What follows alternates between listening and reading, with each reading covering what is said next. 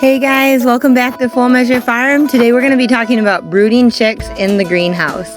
So this is something we've really enjoyed doing for about 8 years now, and we've got a few tips and tricks that we have learned along the way that make the job a little easier. So depending on the time of year that you're in the greenhouse, you may need extra heat lamps or a way to shade those chicks. So before you go and pick up those chicks from the post office, it's a good idea to get your setup ready.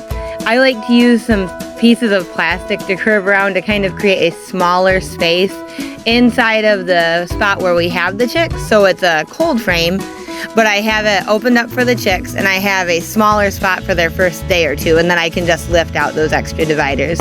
I get a couple heat plates going in there for about 100 meat chicks. We get their feeders filled up and their water's all ready to go.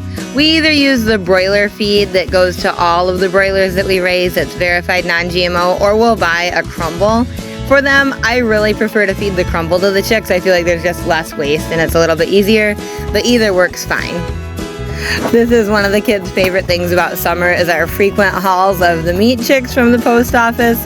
And although the novelty wears off after a day or two because we do so many, they really do love dealing with the chicks for the start. My bigger kids do a great job at unloading the chicks gently. We used to dip each of their beaks in the water. When we grew up, we were only raising small amounts of chickens, so we always dip each of their beaks in the water.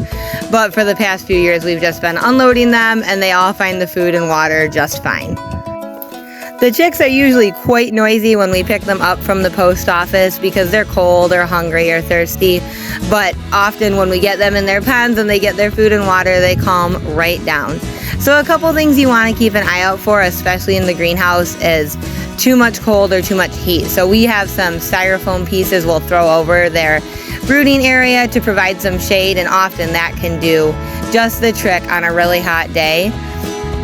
And last but not least, check to make sure no one is getting bunched up anywhere in the pen and that they're all spread out nicely. That means they're super happy and comfortable. Thank you guys so much for watching. Good luck with all those chicks.